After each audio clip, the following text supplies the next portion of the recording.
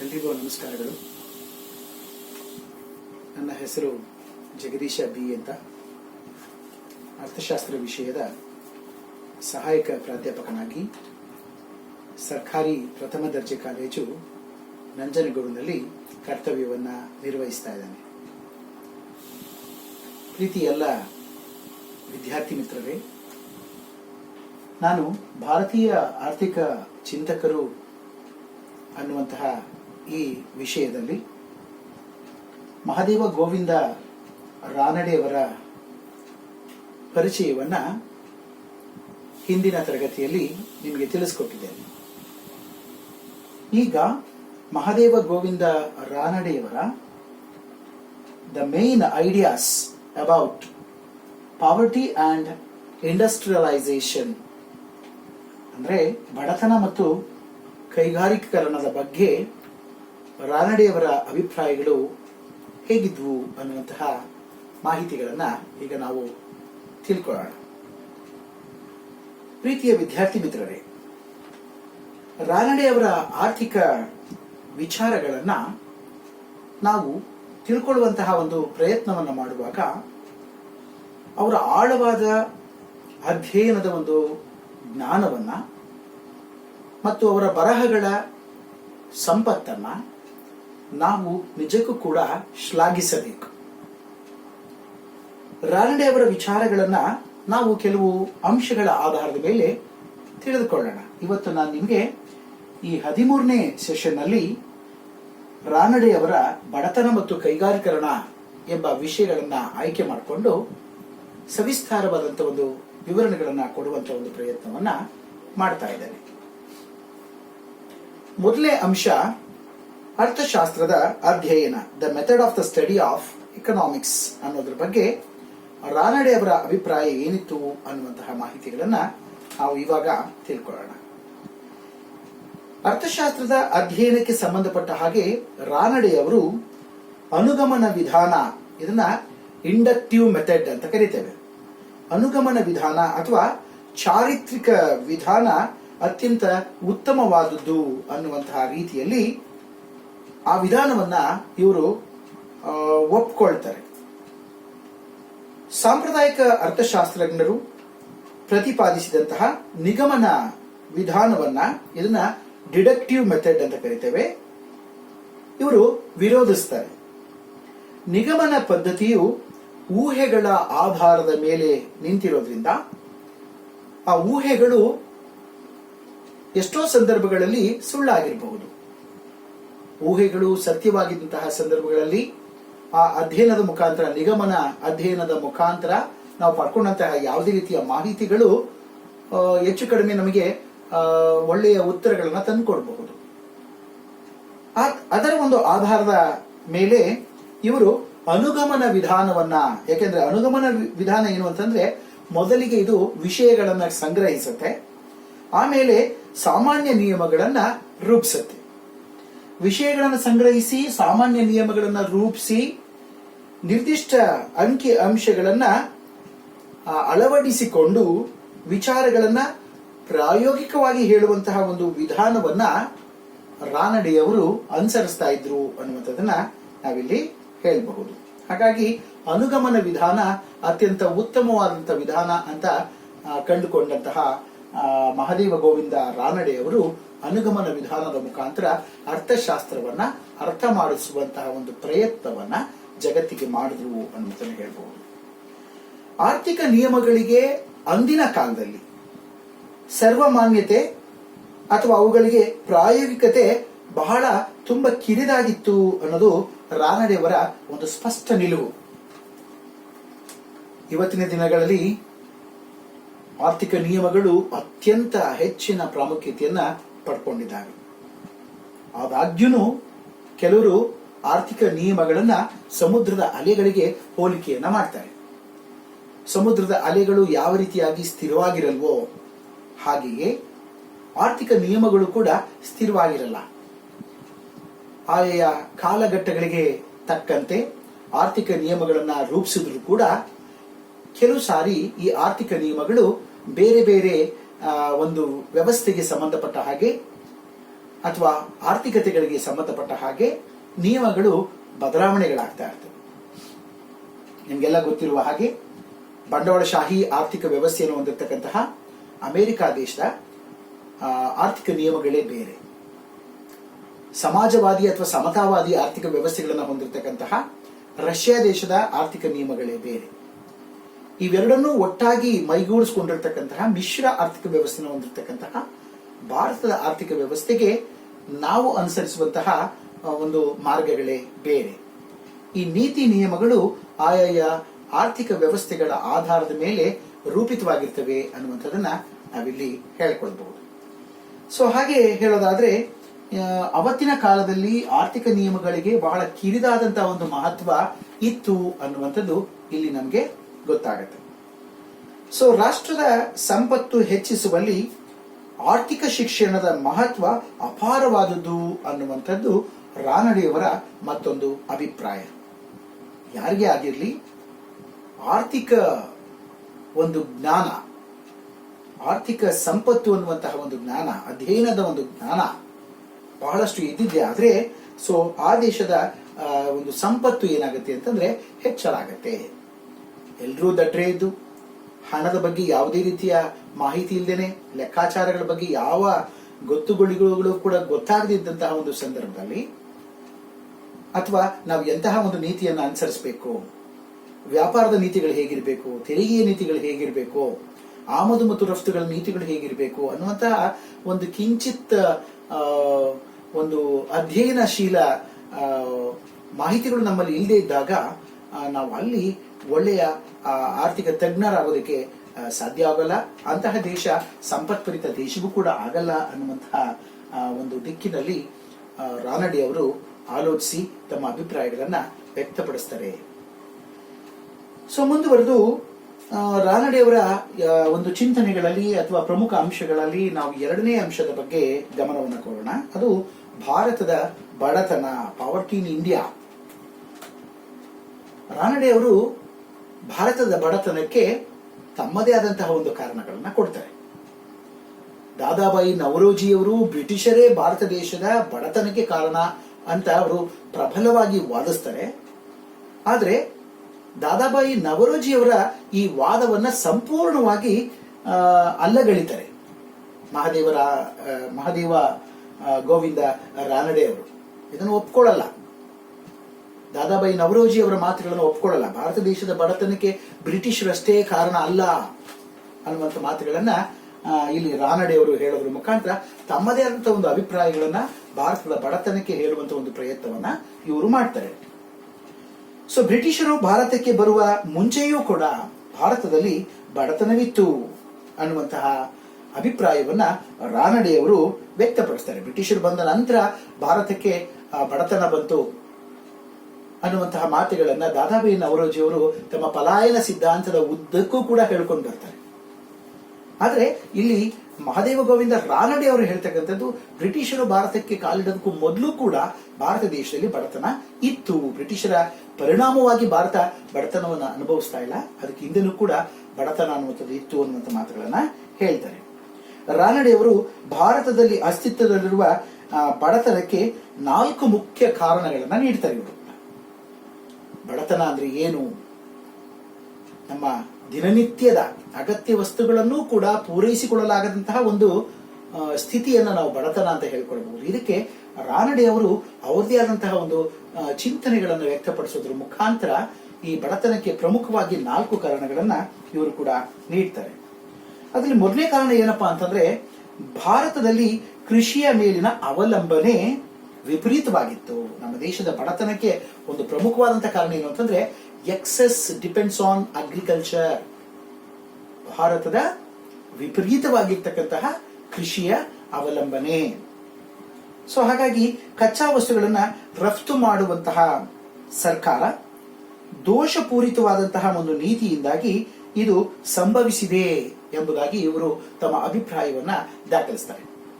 ಕಚ್ಚಾ ವಸ್ತುಗಳನ್ನಷ್ಟೇ ನಾವು ಬೇರೆ ದೇಶಗಳಿಗೆ ರಫ್ತು ಮಾಡಬೇಕು ನಾವು, ಸೊ ಅನ್ನುವಂತ ಒಂದು ನಿಟ್ಟಿನಲ್ಲಿ ಸರ್ಕಾರ ಆಲೋಚನೆ ಮಾಡುತ್ತೆಯೇ ಹೊರತು ನಾವು ವಸ್ತುಗಳನ್ನು ಉತ್ಪಾದನೆ ಮಾಡಿ ಸಿದ್ಧ ವಸ್ತುಗಳನ್ನಾಗಿ ತಯಾರು ಮಾಡಿ ಅದನ್ನ ಬೇರೆ ದೇಶಗಳಿಗೆ ರಫ್ತು ಮಾಡಬೇಕು, ಆಗ ನಮಗೆ ಹೆಚ್ಚು ಲಾಭ ಬರುತ್ತೆ ಅನ್ನುವಂತಹ ಒಂದು ಕಿಂಚಿತ್ ಚಿಂತನೆಯೂ ಕೂಡ ಅವತ್ತಿನ ಕಾಲಕ್ಕೆ ಸರ್ಕಾರಗಳು ಮಾಡದೇ ಇರತಕ್ಕಂಥದ್ದು ಮತ್ತು ಕೃಷಿಯನ್ನ ನಾವು ಪ್ರಧಾನವಾಗಿ ಅವಲಂಬಿಸಿಕೊಂಡಿರ್ತಕ್ಕಂಥದ್ದು ಬಡತನಕ್ಕೆ ಪ್ರಮುಖವಾದಂತಹ ಒಂದು ಕಾರಣ ಅನ್ನುವಂಥದ್ದು ಮಹಾದೇವ ಗೋವಿಂದ ರಾನಡೆ ಅವರ ಒಂದು ಚಿಂತನೆ ಅಂತ ನಾವಿಲ್ಲಿ ಹೇಳಬಹುದು. ವಿದ್ಯಾರ್ಥಿಗಳೇ, ಎರಡನೆಯ ಒಂದು ಅಂಶವಾಗಿ ಅಂದ್ರೆ ಬಡತನಕ್ಕೆ ಇವರು ಕೊಡ್ತಕ್ಕಂಥ ಕಾರಣದ ಎರಡನೇ ಅಂಶ ಯಾವುದು ಅಂತಂದ್ರೆ ಭಾರತದ ಕೈಗಾರಿಕೆಗಳು ತೀರಾ ಹಿಂದುಳಿದ ಸ್ಥಿತಿಯಲ್ಲಿದ್ದುವು. ಇದಕ್ಕೆ ಕಾರಣ ತೀವ್ರವಾದ ವಿದೇಶಿ ಸ್ಪರ್ಧೆಗಳು. ಇದನ್ನ ಎದುರಿಸೋದಕ್ಕೆ ನಮ್ಮಲ್ಲಿ ಸಾಧ್ಯತೆ ಇರಲಿಲ್ಲ, ನಾವು ಅಸಮರ್ಥರಾಗಿದ್ವಿ. ಅವತ್ತಿನ ಕಾಲದಲ್ಲಿ ತಂತ್ರಜ್ಞಾನದ ಬಗ್ಗೆ ಆಗಲಿ ಅಥವಾ ಕೈಗಾರಿಕೆಗಳನ್ನು ಅಭಿವೃದ್ಧಿಪಡಿಸೋದಕ್ಕೆ ಪೂರಕವಾದಂತಹ ಒಂದು ಸಪೋರ್ಟಿಂಗ್ ಹ್ಯಾಂಡ್ಸ್ಗಳು ನಮ್ಮವರಿಗೆ ಸಿಗ್ತಾ ಇರಲಿಲ್ಲ. ಸೊ ಈ ಕಾರಣಗಳಿಂದಾಗಿ ವಿದೇಶಿಯರು ತಮ್ಮ ವಸ್ತುಗಳನ್ನ ನಮ್ಮ ದೇಶಕ್ಕೆ ತೆಗೆದುಕೊಂಡು ಬಂದು ಅದರ ಕ್ವಾಲಿಟಿ, ಕ್ವಾಂಟಿಟಿ, ಡ್ಯೂರಬಿಲಿಟಿ ಏನು ಹೇಳ್ತೀವಿ, ಗುಣಮಟ್ಟ, ಅದರ ಗಾತ್ರ, ಇವೆಲ್ಲದಲ್ಲೂ ಕೂಡ ಅವರು ಬಹಳ ಉತ್ತಮ ದರ್ಜೆಯ ವಸ್ತುಗಳನ್ನು ಇಲ್ಲಿಗೆ ತರ್ತಾ ಇದ್ರು. ಹಾಗಾಗಿ ಆ ವಸ್ತುಗಳನ್ನು ಜನ ಕೊಂಡ್ಕೊಳ್ತಾ ಇದ್ರು. ನಮ್ಮ ವಸ್ತುಗಳು ಸ್ಪರ್ಧೆಯ ಕಾರಣದಿಂದಾಗಿ ಹಿಂದೆ ಬಿದ್ದಿದ್ವು. ಸೊ ಕೈಗಾರಿಕೆಗಳು ಅಷ್ಟೇನು ಮುಂದುವರೆದಿರಲಿಲ್ಲ.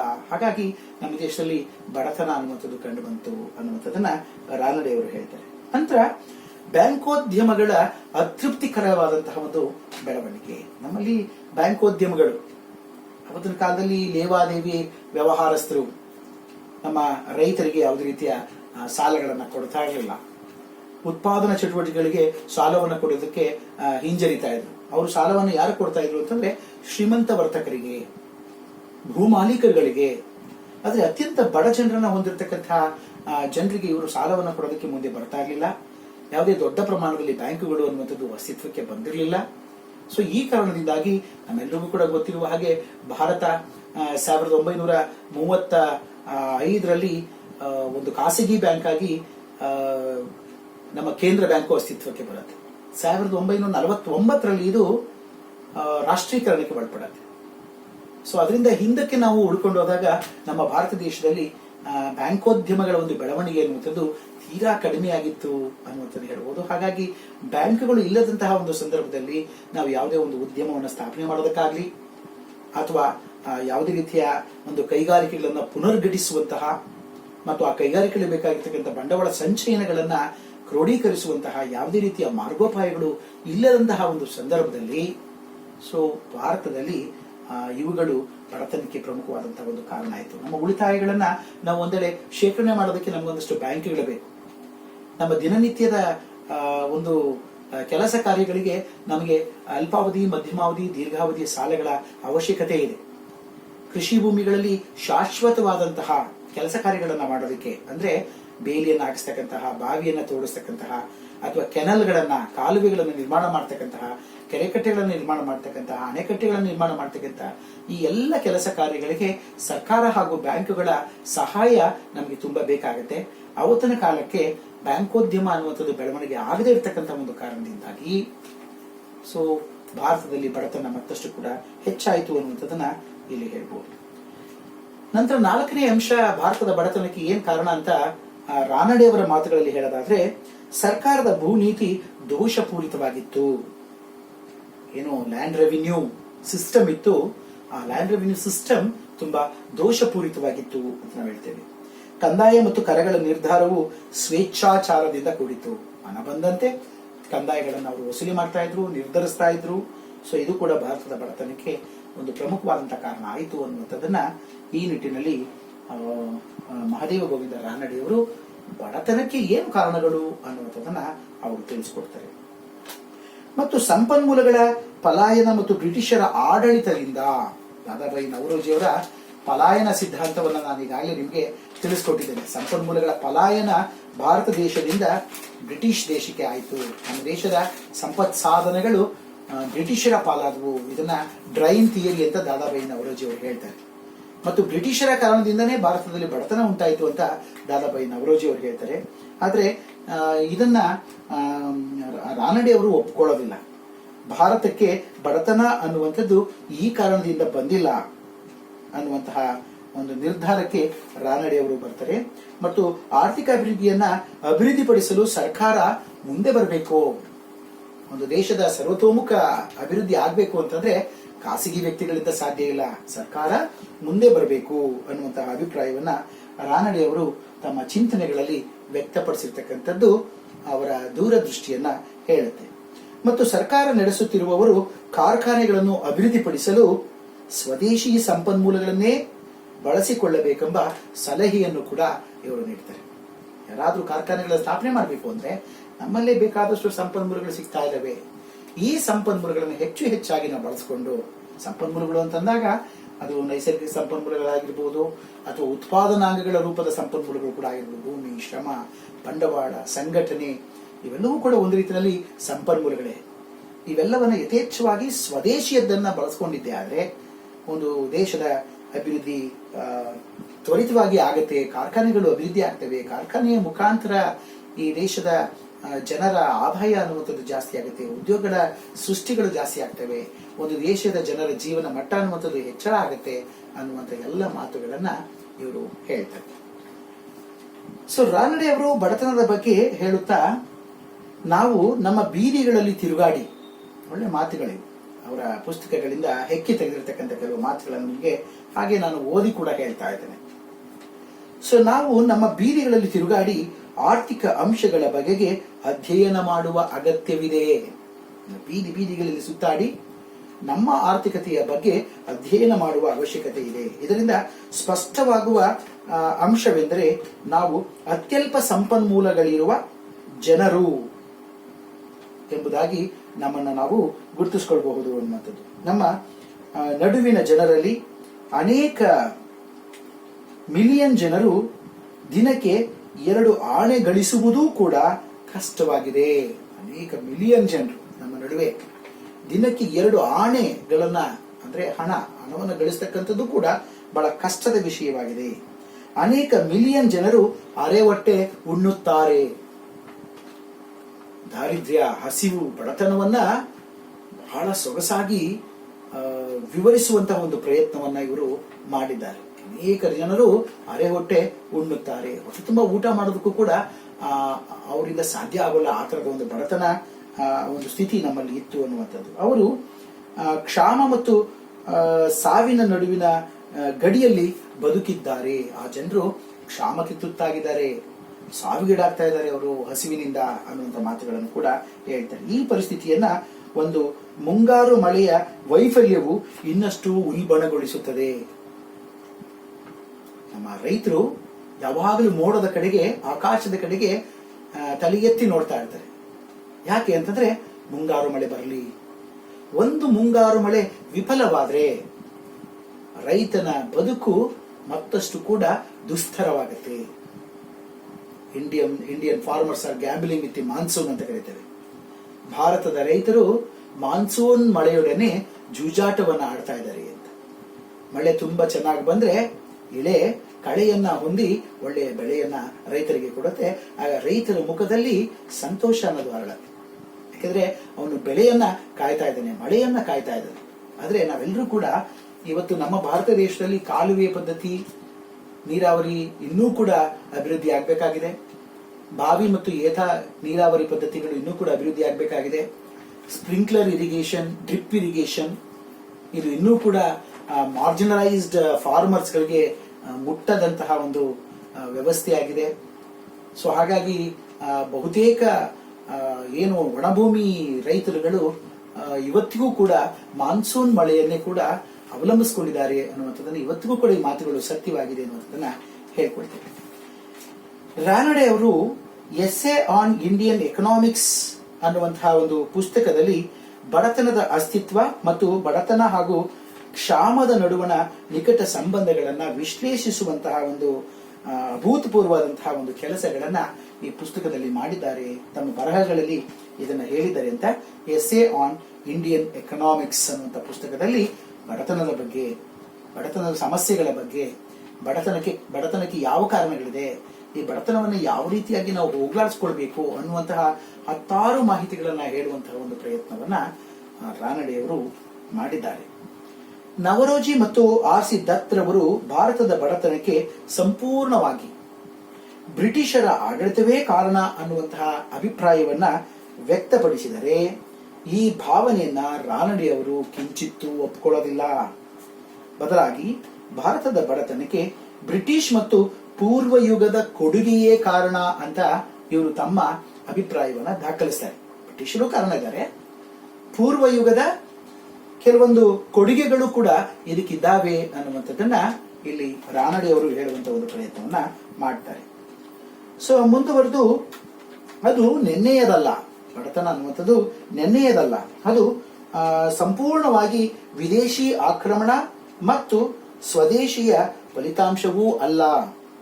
ಅದೊಂದು ಹಳೆಯ ಗಳಿಕೆಯಾಗಿದೆ ಎಂದಿದ್ದಾರೆ ರಾನಡೆ. ಸೊ ವಿದೇಶಿಯ ದಾಳಿಗಳು, ಬ್ರಿಟಿಷರು ಬಂದ್ಬಿಟ್ರು, ನಮ್ಗೇನು ಮಾಡೋಕ್ಕಾಗಲಿಲ್ಲ, ಅದರಿಂದ ಬಡತನ ಆಯಿತು ಅಂತ ಹೇಳಲ್ಲ. ಅದು ಶತಮಾನಗಳ ಕೊಡುಗೆ ನಮಗೆ ಬಡತನ ಅನ್ನುವಂಥದ್ದನ್ನ ನಾವು ಇಲ್ಲಿ ಹೇಳ್ಕೊಳ್ಬಹುದು. ಸೊ ಬಡತನ ಕುರಿತು ಹೆಚ್ಚಿನ ಪ್ರಜ್ಞೆಯು ಒಂದು ಒಳ್ಳೆಯ ಬೆಳವಣಿಗೆಯಾಗಿದ್ದು ಅದು ಬ್ರಿಟಿಷ್ ಆಡಳಿತದಲ್ಲಿ ಉಂಟಾಯಿತು ಅನ್ನೋದನ್ನು ಕೂಡ ಹೇಳ್ತೇವೆ. ನೋಡಿ, ಬಡತನ ಅನ್ನುವಂಥದ್ದು ಹೆಚ್ಚಳ ಆಗಿದ್ದು ನಮಗೆ ವರದಾನ ಆಯಿತು, ಆದರೆ ಬ್ರಿಟಿಷರ ಆಳ್ವಿಕೆಯ ಸಂದರ್ಭದಲ್ಲಿ ಇದು ನಮಗೆ ಇನ್ನೂ ಹೆಚ್ಚಿನ ವರದಾನ ಆಯಿತು ಅನ್ನುವಂಥದ್ದು ಹೇಗೆ ಎಂದು ನಾವು ಅದನ್ನ ತೀವ್ರವಾಗಿ ಭಾವಿಸುವುದಾದರೆ ಅದು ನಾವು ಅನೇಕ ಯುದ್ಧಗಳಿಂದ ಎಚ್ಚೆತ್ತುದರಿಂದ ಉಂಟಾಗಿದೆ. ಅನೇಕ ಯುದ್ಧಗಳು ನಡೆದಿದ್ದಾವೆ, ಆಮೇಲೆ ಎಚ್ಚೆತ್ಕೊಂಡಿದ್ದೀವಿ ಅಂತ ನಾವು. ನಮ್ಮ ಕಣ್ಣುಗಳು ನೋಡುವುದನ್ನು ಕಲಿತಿವೆ, ನಮ್ಮ ಕಿವಿಗಳು ಕೇಳುವುದನ್ನು ಕಲಿತಿವೆ ಅಂತ ಅವರು ಬಡತನದ ಸಮಸ್ಯೆಯನ್ನ ಕುರಿತು ರಾನಡೆಯವರು ವಿಭಿನ್ನವಾದಂತಹ ಒಂದು ದೃಷ್ಟಿಕೋನವನ್ನು ತಳೆದಿರ್ತಕ್ಕಂಥದ್ದು ನಮಗೆ ಕಂಡು ಬರುತ್ತೆ. ನಮ್ಮ ಕಿವಿಗಳು ಕೇಳುವುದನ್ನ ಕಲಿತಿದೆ, ಕಣ್ಣುಗಳು ನೋಡುವುದನ್ನ ಕಲಿತಿದೆ. ಅನೇಕ ಯುದ್ಧಗಳಿಂದ ನಮ್ಮ ಭಾರತೀಯರು ಎಚ್ಚೆತ್ಕೊಂಡ್ರು. ಸೊ ಬ್ರಿಟಿಷರ ಕಾಲದಲ್ಲ, ಎಲ್ಲ ಅಂಶಗಳ ಒಂದು ಸಂಚಿಕೆಯಿಂದ, ಸಂಕ್ರಮಣದಿಂದ ಭಾರತೀಯರಿಗೆ ಒಂದಷ್ಟು ಜ್ಞಾನೋದಯ ಆಯಿತು ಅನ್ನುವಂಥದ್ದನ್ನ ರಾನಡೆಯವರು ಈ ತರದ ಒಂದು ಮಾತುಗಳಿಂದ ಹೇಳ್ತಾರೆ. ರಾನಡೆಯವರ ಪ್ರಕಾರ ಭಾರತದ ಬಡತನಕ್ಕೆ ಪ್ರಮುಖ ಕಾರಣ ಕೃಷಿಯ ಮೇಲಿನ ವಿಪರೀತವಾದಂತಹ ಅವಲಂಬನೆ. ಸೊ ಹಾಗಾಗಿ 19ನೇ ಶತಮಾನದಲ್ಲಿ ಕೃಷಿಯ ಪರಿಸ್ಥಿತಿಯ ಬಗ್ಗೆ ಇವರು ಹೇಳ್ತಾ, ಕೃಷಿ ಅನ್ನೋದು ಬಹಳ ಹೀನಾಯವಾದಂತಹ ಸ್ಥಿತಿಯನ್ನ ತಲುಪಿತ್ತು 19ನೇ ಶತಮಾನದಲ್ಲಿ ಅನ್ನುವಂತಹ ಮಾತುಗಳನ್ನ ರಾನಡೆಯವರು ಹೇಳೋದ್ರ ಮುಖಾಂತರ ಅದರಿಂದ ಲಭಿಸುವ ಸಂಪನ್ಮೂಲದ ಮೇಲೆ ನಮಗೆ ನಿಯಂತ್ರಣವೇ ಇರಲಿಲ್ಲ. ಕೃಷಿಯಿಂದ ನಾವೇನೆಲ್ಲ ಉತ್ಪಾದನೆ ಮಾಡ್ತೀವಿ ಅದು ಯಾವುದೂ ಕೂಡ ನಮ್ಮ ಕೈಗೆ ತಲುಪ್ತಾ ಇರಲಿಲ್ಲ ಅನ್ನುವಂಥದ್ದನ್ನು ಕೂಡ ಇವರಲ್ಲಿ ಹೇಳ್ತಾರೆ. ಸೊ ಆಧುನಿಕ ಸಿದ್ಧಪಡಿಸಿದ ಕೈಗಾರಿಕೆಗಳ ಪೈಪೋಟಿಯನ್ನ ಎದುರಿಸೋದ್ರಲ್ಲಿ ನಮ್ಮ ಕರಕುಶಲ ಕೈಗಾರಿಕೆಗಳು ವಿಫಲವಾದವು ಅನ್ನುವಂಥ ಮಾತುಗಳನ್ನು ಹೇಳ್ತಾರೆ. ಕರಕುಶಲ ಕೈಗಾರಿಕೆಗಳು, ಈ ಕೈಗಾರಿಕರಣ ಅಂತಂದ್ರೆ ನಿಮ್ಗೆಲ್ಲ ಗೊತ್ತಿರಲಿ, ನಮಗೆ ಬೇಕಿರ್ತಕ್ಕಂತಹ ಕೈಗಾರಿಕೆಗಳು, ಅವುಗಳ ಸ್ಥಾಪನೆ, ಅವುಗಳ ನಿರ್ಮಾಣ, ಅವುಗಳ ಬೆಳವಣಿಗೆ, ಇದಕ್ಕೆ ಸರ್ಕಾರ ತಾಳುವಂತಹ ಒಂದು ಧೋರಣೆಯನ್ನ ನಾವು ಕೈಗಾರಿಕರಣ ಅಥವಾ ಇಂಡಸ್ಟ್ರಿಯಲೈಸೇಷನ್ ಅಂತ ನಾವು ಅದನ್ನ ಕರಿತೇವೆ. ಅವತ್ತಿನ ಕಾಲಕ್ಕೆ ಇದು ಕೂಡ ಅಷ್ಟೇನು ಡೆವಲಪ್ಮೆಂಟ್ ಆಗಿರಲಿಲ್ಲ. ಸೊ ಹಾಗಾಗಿ ಈ ಒಂದು ಆಧುನಿಕ ಸಿದ್ಧಪಡಿಸಿದ ಕೈಗಾರಿಕೆಗಳ ಪೈಪೋಟಿಯನ್ನ ಎದುರಿಸೋದ್ರಲ್ಲಿ ನಮ್ಮ ಕರಕುಶಲ ಕೈಗಾರಿಕೆಗಳು ವಿಫಲವಾಗಿದ್ವು. ಆದ ಕಾರಣ ಉದ್ಯೋಗದ ಮಟ್ಟ ಕಡಿಮೆಯಾಗಿ ಭಾರತದ ಗೃಹ ಮತ್ತು ಕರಕುಶಲ ಕೈಗಾರಿಕೆಗಳು ಸಂಕಷ್ಟಕ್ಕೆ ಈಡಾದವು. ಈ ಸಂಕಷ್ಟವೇ ಬ್ರಿಟಿಷ್ ಸಾಮ್ರಾಜ್ಯಗಳಿಗೆ ಬೇಕಾಗಿತ್ತು. ನಮ್ಮ ದೇಶ ಕೆಟ್ಟದನ್ನ ಅನುಭವಿಸ್ತಾ ಇದೆ, ಸಂಕಷ್ಟಕ್ಕೆ ಈಡಾಗಿದೆ ಅನ್ನುವಂಥದ್ದನ್ನ ಎನ್ಕ್ಯಾಶ್ಮೆಂಟ್ ಮಾಡ್ಕೊಳ್ತಕ್ಕಂತಹ ಕೆಲಸವನ್ನ ಬ್ರಿಟಿಷ್ ಸರ್ಕಾರ ಯಾವಾಗಲೂ ಮಾಡ್ತಾ ಇತ್ತು. ಅಂದು ಬ್ರಿಟಿಷ್ ಸರ್ಕಾರ ಹತ್ತಿ, ರೇಷ್ಮೆ, ಉಣ್ಣೆ ಉತ್ಪನ್ನಗಳು ಮತ್ತು ಅರೆ ಸಿದ್ಧಪಡಿಸಿದ ಲೋಹಗಳು ಇವುಗಳ ಮೇಲಿನ ಕಸ್ಟಮ್ಸ್ ಸುಂಕಗಳನ್ನು ಸಂಪೂರ್ಣವಾಗಿ ರದ್ದುಪಡಿಸಿತು. ಈ ರದ್ದಾದ ಕಾರಣದಿಂದಾಗಿ ಭಾರತೀಯ ಕೈಗಾರಿಕೆಗಳು ಅಪಾರ ಸಂಖ್ಯೆಯ ವ್ಯಕ್ತಿಗಳು, ಕರಕುಶಲ ಕರ್ಮಿಗಳು, ಗೃಹ ಕೈಗಾರಿಕೆಗಳಲ್ಲಿ ಕೆಲಸ ಮಾಡ್ತಾ ಇದ್ದಂತಹ ಕಾರ್ಮಿಕರುಗಳು ತಮ್ಮ ಉದ್ಯೋಗವನ್ನು ಕಳೆದುಕೊಂಡು ಅವರು ನಿರುದ್ಯೋಗಿಗಳಾದ್ರು, ಬಹಳ ಕಷ್ಟವನ್ನು ಪಡುವಂತವರು ಆದ್ರು ಅನ್ನುವಂಥ ಮಾತುಗಳನ್ನು ಹೇಳ್ತಾರೆ. ನೂಲುವವರು, ನೇಕಾರರು ಮತ್ತು ವಸ್ತ್ರಗಳಿಗೆ ಬಣ್ಣವನ್ನು ಹಾಕುವವರು, ಗಾಣಿಗರು, ಕಾಗದ ತಯಾರಕರು, ರೇಷ್ಮೆ, ಸಕ್ಕರೆ, ಲೋಹ ತಯಾರಿಕಾ ಕಾರ್ಮಿಕರು ಪಾಶ್ಚಿಮಾತ್ಯರ ಸ್ಪರ್ಧೆಗಳನ್ನು ಎದುರಿಸಲು ಸಾಧ್ಯವಾಗದೆ ತಮ್ಮ ತಮ್ಮ ಹಳ್ಳಿಗಳಿಗೆ ತಮ್ಮ ಮೂಲ ಕಸುಬನ್ನು ತ್ಯಜಿಸಿ ಹೊರಟೋದ್ರು ಅನ್ನುವಂಥ ಮಾತನ್ನು ಕೂಡ ರಾನಡೆಯವರು ತಿಳಿಸ್ತಾರೆ. ಇವರೆಲ್ಲರ ವಿರಳತೆ ಮತ್ತು ಕ್ಷಾಮಗಳಿಂದ ಬೇಯುತ್ತಿದ್ದವರ ನಡುವೆ ಕಳೆದು ಹೋದರು ಎಂದು ರಾನಡೆಯವರು ತಮ್ಮ ಎಸ್ಸೆ ಇನ್ ಇಂಡಿಯನ್ ಎಕನಾಮಿಕ್ಸ್ ಗ್ರಂಥದಲ್ಲಿ ಪ್ರತಿಪಾದಿಸಿದ್ದಾರೆ. ಇವರೆಲ್ಲರೂ ಕೂಡ ವಿರಳತೆ ಕ್ಷಾಮಗಳಿಂದ ಬೇಯುತ್ತಿದ್ದವರ ನಡುವೆ ಕಳೆದು ಹೋದರು ಅನ್ನುವಂಥ ಮಾತುಗಳನ್ನ ತಮ್ಮ ಎಸ್ಸೆಸ್ ಆನ್ ಇಂಡಿಯನ್ ಎಕನಾಮಿಕ್ಸ್ ಅನ್ನುವಂತಹ ಒಂದು ಗ್ರಂಥದಲ್ಲಿ ಇವೆಲ್ಲವನ್ನ ಅವರು ದಾಖಲಿಸಿದ್ದಾರೆ. ಆಧುನಿಕ ಭಾರತದಲ್ಲಿ ಗ್ರಾಮೀಣ ಪ್ರಗತಿ ಅಂದ್ರೆ ತುಕ್ಕು ಹಿಡಿಯುವುದು. ನೋಟ್ ಮಾಡ್ಕೋಬೇಕು ನೀವು. ಸೊ ಆಧುನಿಕ ಭಾರತದಲ್ಲಿ ಗ್ರಾಮೀಣ ಪದ್ಧತಿ ಅಂದ್ರೆ ಏನಪ್ಪಾ ಅಂತಂದ್ರೆ ಅದು ತುಕ್ಕು ಹಿಡಿಯುವುದು ಎಂದರ್ಥ. ಅಂದರೆ ಅಧಿಕಾರ, ಬುದ್ಧಿಮತ್ತೆ ಮತ್ತು ಸ್ವಾವಲಂಬನೆ ಎಲ್ಲವೂ ಕೂಡ ನಷ್ಟವಾಗುವುದು ಎಂದರ್ಥ. ಅಧಿಕಾರನೂ ಇಲ್ಲ, ಬುದ್ಧಿಮತ್ತೆನೂ ಇಲ್ಲ, ಸ್ವಾವಲಂಬನೆನೂ ಇಲ್ಲ, ಇವೆಲ್ಲವೂ ಕೂಡ ತುಕ್ಕಿಡಿತಾ ಇರ್ತವೆ. ಗ್ರಾಮೀಣ ಒಂದು ಬದುಕು, ಗ್ರಾಮೀಣ ಅಭಿವೃದ್ಧಿ ಅನ್ನುವಂಥ ಮಾತುಗಳನ್ನ ಇವರು ಗ್ರಾಮೀಣ ಅಭಿವೃದ್ಧಿಗೆ ಸಂಬಂಧಪಟ್ಟಾಗ ಹೇಳ್ತಾರೆ. ಇದು ಸಂಪೂರ್ಣವಾಗಿ ಆರ್ಥಿಕತೆಯ ಹಿನ್ನಡೆಗೆ ಕಾರಣವಾಗಿದೆ ಅನ್ನುವಂಥ ಮಾತುಗಳನ್ನು ಕೂಡ ರಾನಡೆ ಅವರು ಹೇಳ್ತಾರೆ. ನಮಗೆಲ್ಲ ಗೊತ್ತಿರುವ ಹಾಗೆ ಮಹಾತ್ಮ ಗಾಂಧಿಯವರು ಒಂದು ಮಾತನ್ನ ಹೇಳ್ತಾರೆ, ಭಾರತ ದೇಶ ಎಲ್ಲಿ ಅಡಗಿದೆ ಅಂತಂದ್ರೆ ಹಳ್ಳಿಗಳಲ್ಲಿ ಅಡಗಿದೆ. ಹಳ್ಳಿಗಳು ಉದ್ಧಾರ ಆಗದ ಹೊರತು ಈ ದೇಶ ಅಭಿವೃದ್ಧಿ ಆಗೋದಿಲ್ಲ ಅನ್ನುವಂಥ ಮಾತುಗಳನ್ನ ಮಹಾತ್ಮ ಗಾಂಧಿ ಅವರು ಹೇಳ್ತಾರೆ.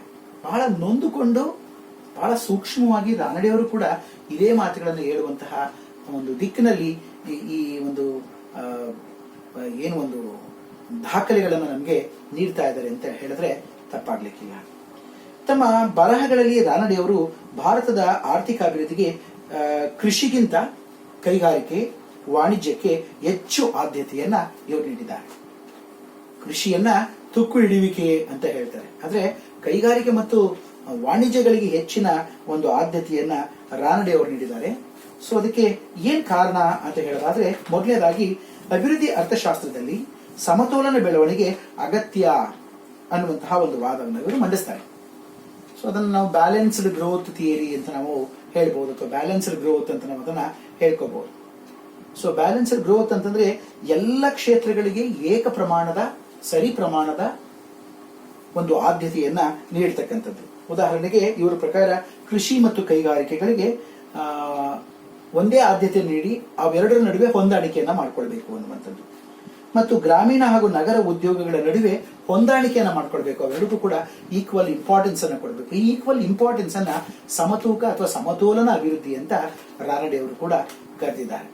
ನಾವು ಅಭಿವೃದ್ಧಿ ಅರ್ಥಶಾಸ್ತ್ರವನ್ನು ಅಧ್ಯಯನ ಮಾಡುವಾಗ ಈ balanced growth theory, unbalanced growth theory ಇವೆಲ್ಲವನ್ನ ನಾವು ಅಧ್ಯಯನ ಮಾಡ್ತೇವೆ. ಅದರಲ್ಲಿ ಬ್ಯಾಲೆನ್ಸ್ಡ್ ಗ್ರೋತ್ ಥಿಯರಿಯನ್ನ ರಾನಡೆಯವರು ಕೂಡ ಅವತ್ತಿನ ಕಾಲಕ್ಕೆ ಒಪ್ಕೊಂಡಿದ್ರು ಅನ್ನೋದನ್ನ ಇಲ್ಲಿ ಹೇಳ್ಬೋದು. ಎರಡನೇ ಅಂಶ ಯಾವುದು ಅಂತಂದ್ರೆ, ಮಹಾದೇವ ಗೋವಿಂದ ರಾನಡೆಯವರು ಎರಡನೇ ಒಂದು ವಾದದಲ್ಲಿ ಬೆಳವಣಿಗೆ ಹಂತದ ಪರಿಭಾವನೆ ಅನ್ನುವಂಥದ್ದು ಬಹಳ ಇಂಪಾರ್ಟೆಂಟ್ ಅಂತ ಹೇಳ್ತಾರೆ. ಬೆಳವಣಿಗೆ ಹಂತದಲ್ಲೇ ಕೆಲವೊಂದು ಪರಿವರ್ತನೆಗಳು ಆಗಬೇಕು. ಅದನ್ನ ನಾವಿಲ್ಲಿ ಸ್ಟೇಜಸ್ ಆಫ್ ಗ್ರೋತ್ ಅಂತ ಕರಿತೇವೆ. ಆ ಹಂತ ಯಾವುದು ಅಂತಂದ್ರೆ ಬೇಟೆಗಾರಿಕೆ, ಆನಂತರ ಕೃಷಿಯ ನೀತಿ, ಆನಂತರ ಕೈಗಾರಿಕೆ, ಆನಂತರ ವಾಣಿಜ್ಯ, ಇವೆಲ್ಲವೂ ಹಂತ ಹಂತವಾಗಿ ಬೆಳವಣಿಗೆಯನ್ನು ಹೊಂದಬೇಕು ಅನ್ನುವಂಥ ಮಾತುಗಳನ್ನ ಮಹಾದೇವ ಗೋವಿಂದ ರಾನಡೆ ಅವರು ಹೇಳ್ತಾರೆ. ಸೊ ಅದನ್ನ ನಾವು ಸ್ಟೇಜಸ್ ಆಫ್ ಗ್ರೋತ್ ಅಂತ ನಾವು ಅದನ್ನ ಕರಿತೇವೆ. ನೀವೆಲ್ಲ ಅಭಿವೃದ್ಧಿ ಅರ್ಥಶಾಸ್ತ್ರಕ್ಕೆ ಸಂಬಂಧಪಟ್ಟ ಹಾಗೆ ವಾಲ್ಟ್ ವಿಚ್ಮನ್ ರಾಸ್ಟೋರ್ ಅವರ ವಿವಿಧ ಹಂತಗಳನ್ನ ಓದ್ತೀರಾ, ಅಭಿವೃದ್ಧಿಯ ಹಂತಗಳು. ಸೊ ಅದೇನು ಅಂತಂದ್ರೆ ಪೂರ್ವಾಚಾರದ ಕೃಷಿಯ ಹಂತ ಆದ್ಮೇಲೆ ಪರಿವರ್ತನೆಯ ಹಂತ, ಕೈಗಾರಿಕೆಗಳು ಇವೆಲ್ಲ ಬರ್ತವೆ ಅನ್ನುವಂಥದ್ದು. ಸೊ ಆನಂತರ ವಾಯುಪಥಕ್ಕೆ ಇರುವ ಮುನ್ನ ಹಂತ, ಪ್ರೀ ಟೇಕ್ ಆಫ್ ಸ್ಟೇಜ್ ಅಂತ, ಅಲ್ಲೊಂದಷ್ಟು ಬದಲಾವಣೆಗಳು, ಎಲ್ಲಾ ಕ್ಷೇತ್ರಗಳ ಅಭಿವೃದ್ಧಿಗಳು, ವಾಯುಪಥಕ್ಕೆ ಏರುವಂತಹ ಹಂತ, ಟೇಕ್ ಆಫ್ ಸ್ಟೇಜ್ ಅಂತ ನಾವು ಅದನ್ನ ಕರಿತೇವೆ. ಸೊ ಆನಂತರ ಪರಿಪಕ್ವತೆ ಅಂತ, ಪರಿಪೂರ್ಣತೆ ಅಂತ ಹೇಳ್ತಾರೆ ಅವರು, ಡಬ್ಲ್ಯೂ ರಾಸ್ಟೋರ್ ಅವರು. ಸೊ ಪರಿಪಕ್ವತೆ ಅಂತಂದ್ರೆ ಅಮೆರಿಕ ದೇಶ ಇವತ್ತು ಏನು ಯಾವ ಸ್ಥಿತಿಯನ್ನ ಅರ್ಥವ್ಯವಸ್ಥೆ ತಲುಪಿದೆಯೋ ಅದನ್ನ ಪರಿಪಕ್ವತೆ, ಪರಿಪೂರ್ಣ, the age of 5 masses of consumption stage ಅಂತ ನಾವು ಅದನ್ನ ಕರಿತೇವೆ. ಸೊ ಎಲ್ಲ ಒಂದು ಹಂತದಲ್ಲಿ ಹಂತ ಹಂತವಾಗಿ ನಮ್ಮ ಆರ್ಥಿಕ ವ್ಯವಸ್ಥೆಯ ಅಭಿವೃದ್ಧಿ ಆಗಬೇಕು ಅನ್ನುವಂಥ ಒಂದು ಮಾತುಗಳನ್ನ ಇವರು ಇಲ್ಲಿ ತಿಳಿಸುವಂತ ಒಂದು ಪ್ರಯತ್ನವನ್ನ ಮಾಡ್ತಾರೆ. ರಾನಡೆ ಅವರು ಕೆಲವೊಂದು ಸಂಯೋಜಿತ ಹಂತಗಳನ್ನ ಗುರುತಿಸಿದ್ದಾರೆ. ಅದ್ಯಾವುದು ಅಂತಂದ್ರೆ, ಅಸ್ತಿತ್ವದಲ್ಲಿರುವ ಕೃಷಿ ಮತ್ತು ಕರಕುಶಲ ಒಂದು ಕೈಗಾರಿಕೆಗಳಿದ್ದಾವೆ, ಅವುಗಳ ಒಂದು ಹಂತ, ಅಸ್ತಿತ್ವದಲ್ಲಿರುವ ಕೃಷಿ ಮತ್ತು ಕರಕುಶಲ ಹಂತ ಅಂತ ಒಂದು ಹಂತ. ಎರಡನೇ ಹಂತ ಯಾವುದು ಅಂದ್ರೆ, ಕೃಷಿ ಪ್ಲಸ್ ಆಧುನಿಕ ಕೈಗಾರಿಕೆಗಳು ಪ್ಲಸ್ ವಾಣಿಜ್ಯ ಹಂತ, ಇದು ಎರಡನೆಯ ಹಂತ ಆಗಿದೆ. ಭಾರತದಲ್ಲಿ 2 ಹಂತಗಳಿದ್ದಾವೆ. ಈ 2 ಹಂತಗಳಲ್ಲಿ ರಾನಡೆಯವರು ಬಹಳ ಮುಖ್ಯವಾಗಿ 2ನೇ ಹಂತಕ್ಕೆ ಅಂದ್ರೆ ಕೃಷಿ ಪ್ಲಸ್ ಆಧುನಿಕ ಕೈಗಾರಿಕೆ ಪ್ಲಸ್ ವಾಣಿಜ್ಯ ಹಂತ, ಇದಕ್ಕೆ ನಾವು ಹೆಚ್ಚಿನ ಆದ್ಯತೆಯನ್ನ ರಾನಡೆಯವರು ನೀಡ್ತಾರೆ ಎನ್ನುವಂಥದ್ದು ಇದು ಮತ್ತೊಂದು ಅಂಶ. ನಂತರ 3ನೇದಾಗಿ ಆಧುನಿಕ ಕೈಗಾರಿಕೆಗಳು ಉಳಿದ ಕ್ಷೇತ್ರಗಳಿಗಿಂತ ಹೆಚ್ಚು ಉತ್ಪಾದನೆ, ಕಲೆ ಮತ್ತು ತಂತ್ರಗಾರಿಕೆ ಇವುಗಳ ಪುನರ್ ನವೀಕರಣಗೊಳಿಸಲು ಮತ್ತು ಅಳವಡಿಸಿಕೊಳ್ಳಲು ಅವಕಾಶ ನೀಡುತ್ತವೆ ಎಂಬುದಾಗಿ ರಾನಡೆ ಅವರು ಹೇಳ್ತಾರೆ. ಕೃಷಿ ಕ್ಷೇತ್ರ ಆಗಿರ್ಬೋದು ಅಥವಾ ವಾಣಿಜ್ಯ ಕ್ಷೇತ್ರ ಆಗಿರ್ಬೋದು, ಆಧುನಿಕ ಕೈಗಾರಿಕಾ ಕ್ಷೇತ್ರಗಳಾಗಿರ್ಬೋದು, ಇವು ಬೆಳವಣಿಗೆ ಆದ್ರೆ ಅಲ್ಲಿ ನವೀಕರಣ ಅನ್ನುವಂಥದ್ದು ಆಗುತ್ತೆ, ಹೊಸತನವನ್ನ ಕಂಡುಕೊಳ್ಳೋದಕ್ಕೆ ಸಾಧ್ಯ ಆಗುತ್ತೆ, ಸಂಶೋಧನೆಗಳು ಅಲ್ಲಿ ನಡೀಲಿ ಅನ್ನುವಂಥ ಮಾತುಗಳನ್ನು ಕೂಡ ಇವರು ನಮಗೆ ತಿಳಿಸ್ಕೊಡ್ತಾರೆ. ಸೊ ರಾನಡೆ ಅವರು ವಿದೇಶಗಳಿಗೆ ವೃತ್ತಿ ಕೌಶಲ್ಯಗಳು ಮತ್ತು ಬಂಡವಾಳವನ್ನ ಆಮದು ಮಾಡಿಕೊಳ್ಳೋದು ಬಹಳ ಒಳ್ಳೆಯದು ಅನ್ನೋದನ್ನ ಅವರು ಹೇಳ್ತಾರೆ ಮತ್ತು ಅದನ್ನ ಸ್ವಾಗತಿಸ್ತಾರೆ ಅವರು. ಸೊ ವೃತ್ತಿ ಕೌಶಲ್ಯಗಳು, ಅವರ ತಂತ್ರಜ್ಞಾನಗಳು ಇವುಗಳನ್ನ ನಾವು ನಮ್ಮ ದೇಶದ ಅಭಿವೃದ್ಧಿಗೋಸ್ಕರ ಆಮದನ್ನ ಮಾಡಿಕೊಂಡ್ರೆ ಅದು ತಪ್ಪಿಲ್ಲ ಅನ್ನುವಂಥ ಮಾತುಗಳನ್ನ ರಾನಡೆ ಅವರು ಹೇಳ್ತಾರೆ. ಆದ್ರೆ ತಿಲಕ್ ಅವರು ಈ ವಿಚಾರಗಳನ್ನ ಬಹಳ ಉಗ್ರವಾಗಿ ಖಂಡಿಸ್ತಾರೆ. ರಾನಡೆ ಅವರು ಯಾವಾಗಲೂ ಕೂಡ ಕೈಗಾರಿಕೆ ಮತ್ತು ವಿದೇಶದ ಒಂದು ವ್ಯವಸ್ಥೆಗೆ ಮಾರು ಹೋಗಿದ್ದಾರೆ, ನಮ್ಮ ಸ್ವದೇಶತ್ವವನ್ನು ಇವರು ಮರ್ತಿದ್ದಾರೆ ಅನ್ನುವಂತಹ ಒಂದು ಕಾರಣಕ್ಕೆ ಈ ವಿದೇಶಿ ವ್ಯಾಮೋಹವನ್ನ ತಳೆದಂತಹ ರಾನಡೆ ಅವರನ್ನ ಬಹಳ ಕಟುವಾಗಿ ತಮ್ಮ ಕೇಸರಿ ಅನ್ನುವಂತಹ ಪತ್ರಿಕೆಯಲ್ಲಿ ತಿಲಕ್ ರವರು ಟೀಕಿಸ್ತಾರೆ.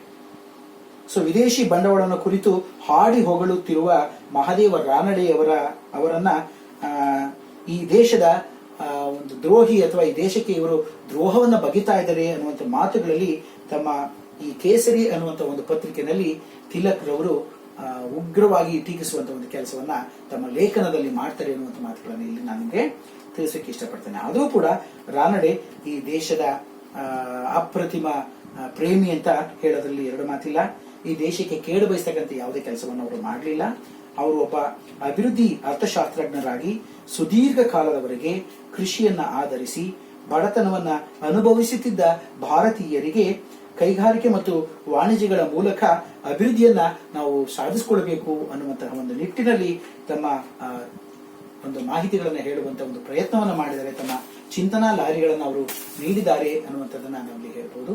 ಸೊ ಹಾಗಾಗಿ ಪ್ರೀತಿಯ ವಿದ್ಯಾರ್ಥಿಗಳೇ, ಮಹಾದೇವ ಗೋವಿಂದ ರಾನಡೆ ಅವರ ಈ 13ನೇ ಸೆಷನ್ ಅಲ್ಲಿ ನಾನು ನಿಮಗೆ ಬಡತನ ಮತ್ತು ಕೈಗಾರೀಕರಣಕ್ಕೆ ಸಂಬಂಧಪಟ್ಟಂತಹ ಅವರ ವಿಚಾರಗಳನ್ನ ಸವಿಸ್ತಾರವಾಗಿ ನಿಮಗೆ ತಿಳಿಸ್ಕೊಟ್ಟಿದ್ದೇನೆ.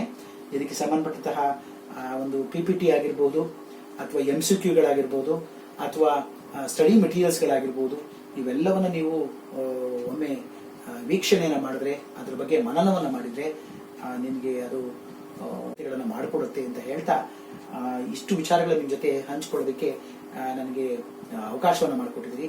ಹಾಗಾಗಿ ತಮ್ಮೆಲ್ಲರಿಗೂ ಕೂಡ ಧನ್ಯವಾದಗಳನ್ನ ಅರ್ಪಿಸ್ತಾ ಇದ್ದೇನೆ. ನಮಸ್ಕಾರಗಳು.